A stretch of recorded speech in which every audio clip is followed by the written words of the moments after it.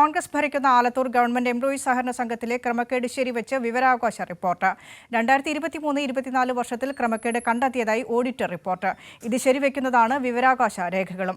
KPCC member V Sudarsanan സഹകരണ സംഘം സെക്രട്ടറിയുടെ ചുമതലയുള്ള കാലത്താണ് ക്രമക്കേട് നടന്നത്.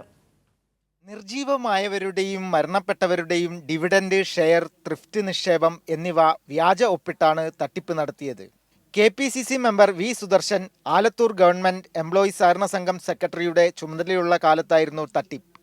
2023-24 വർഷത്തിൽ നടന്ന തട്ടിപ്പുകളെക്കുറിച്ച് ഒരു മാസത്തിനുള്ളിൽ വിശദമായ അന്വേഷണ റിപ്പോർട്ട് സമർപ്പിക്കാനാണ് ഉത്തരവ്.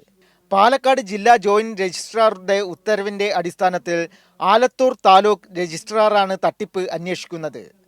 സുദർശനെ കൂടാതെ മുൻ കാഷ്യർ റിനില, മുൻ പ്യൂൺ പ്രസീത എന്നിവർ ക്രമക്കേട് നടത്തിയതായാണ് റിപ്പോർട്ട്. അന്വേഷണ വിധേയമായി സുദർശൻ ഉൾപ്പെടെ 3 പേരെ സസ്പെൻഡ് ചെയ്തിരുന്നു. എന്നാൽ ബാങ്ക് ഭരണസമിതി വീണ്ടും സുദർശനെ പ്യൂണായി നിയമിച്ചു. KC വേണുഗോപാൽ പക്ഷത്തുള്ള സുദർശന് പാലക്കാട് DCC പ്രസിഡന്റ് A തങ്കപ്പന്റെ പിന്തുണയോടെയാണ് പുനർനിയമനം നൽകിയത്. സച്ചിൻ വള്ളിക്കാട്, കൈരളി ന്യൂസ്, പാലക്കാട്.